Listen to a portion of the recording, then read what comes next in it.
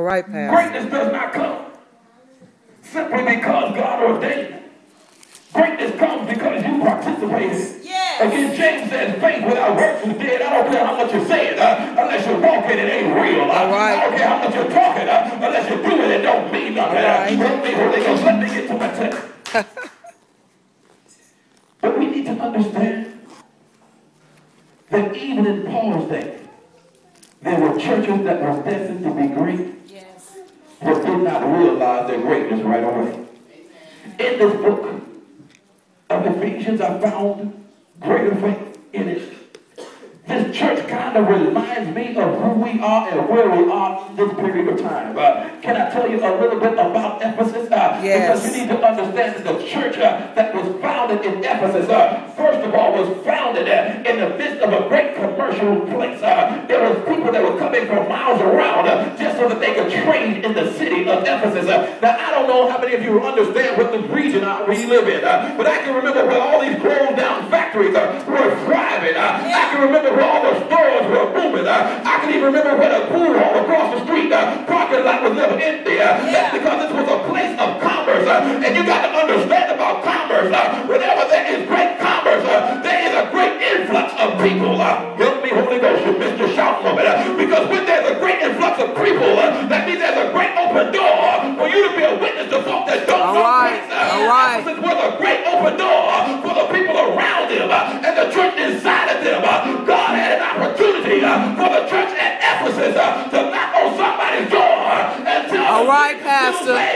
Somebody came from Europe. All right, Pastor. Ephesus, they did not know Jesus, all because they came to trade.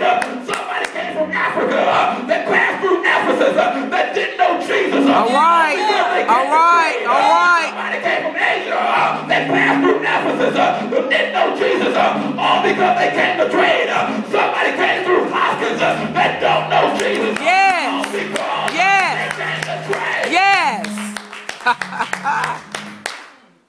And when there is great commerce, there is great opportunity. Mm-hmm.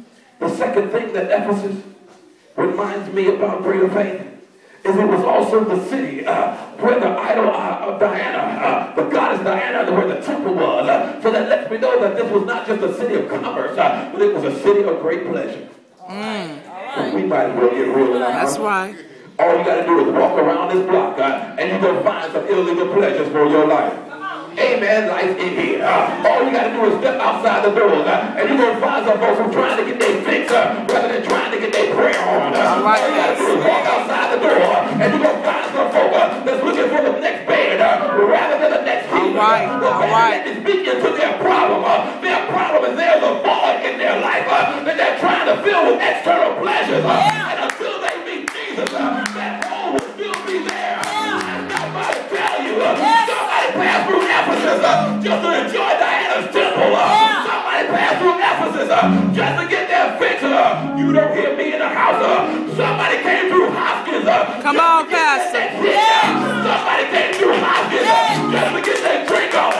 Somebody came through Hoskins just to find a liquor house. Yeah. Just to find a whorehouse. But I somebody tell you, if they park right here, I know a man. Yeah. It's all right. That will deliver them from all of their problems. Mm-hmm. Ephesus was great because of the place where God put them. Ephesus reminded me of greater faith. Mm-hmm. There was no major scandal in the church. Come on. 2 weeks ago, you heard me talking about the church at Corinth that had all of the spiritual power and all of the moral problems. They were speaking in tongues and sleeping with one another. They were casting out demons on Monday and shacking up on Saturday. Ephesus wasn't like that. Paul did not have to tell them this one need to leave that one alone. Paul did not have to tell them that this one need to befriend that one. Paul did not have to tell them that this one's got to forgive the other one. No, Ephesus didn't have those kind of problems. You see, there was no moral issues in the church of Ephesus. But baby, I stopped by to remind you, whenever there's great opportunity, whenever there's great potential, there is still great problems. I stopped by to remind you that even though Ephesus was spiritually rich, can I park right there for a minute? Okay. You need to understand something about not living in scandal. You need to understand something about not living in sin. Baby, when you position yourself in holiness and righteousness, that means that God has placed before you an open door of spiritual riches, that whatever you need, all you got to do is request it because you're standing in the right place. If I live right, I ain't got to worry about begging God for nothing. Come on. All right. Because I'm standing in the right place. All right, Pastor. If I need a healing, all I got to do is ask for it. All right, Pastor. I live right up. I ain't got to worry about my next meal. All I got to do is ask for God. And somebody gonna treat me. If I live right up, I ain't got to worry about where I'm going to lay my head.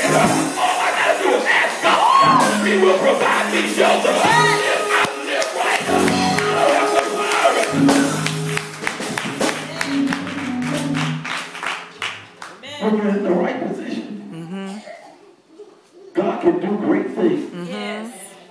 But even though they were spiritually rich, they were living like paupers. Even though they had it all, if they needed the power of a Holy Ghost move, all they had to do was ask for it. They failed to go to the bank. If they needed a healing, all they had to do was ask for it, and they failed to call the healer.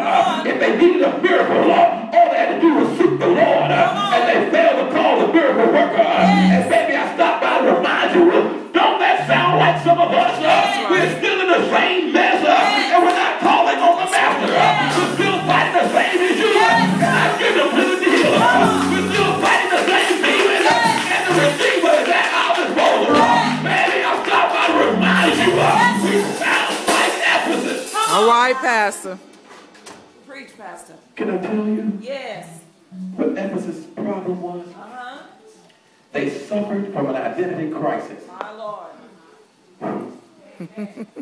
Y'all ain't gonna help me in here. We learning. I'm thinking that is where we are right now, Brother Roger. We learning. We don't know who we really are. That's right. Can I give you a secret? That's the truth. The devil can't stop your power. Yeah. But if he keeps you from seeing your power, you might as well be powerless. The devil can't stop what God is doing through you. But if you can't see what's inside of you, then you can't beat the devil's kingdom. The devil can't stop your miracle. But baby, if you don't see your miracle, then God can't send you your way.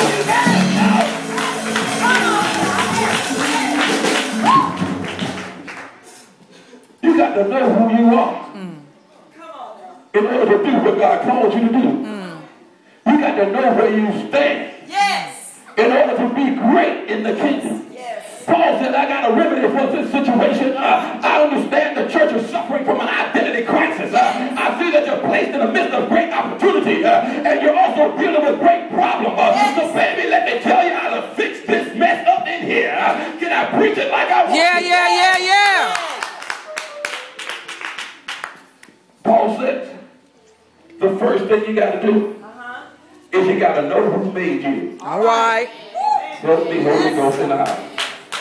You see, I think the problem with some of us is we're still thinking we're that old person. I think the problem with some of us is we look too closely at all of our failures. And we're not looking close enough at some That's the truth, Pastor. It's the truth. The problem with some of us is we're too busy looking at our limitations and not looking at the God that made us. So can I help somebody in here? Baby, you got to know who made you. Wow. Also, first of all, you need to understand, we are his workmanship. Yes, sir. Whose workmanship? The Yes. one that put the roar in the lion and the beauty in the voice of the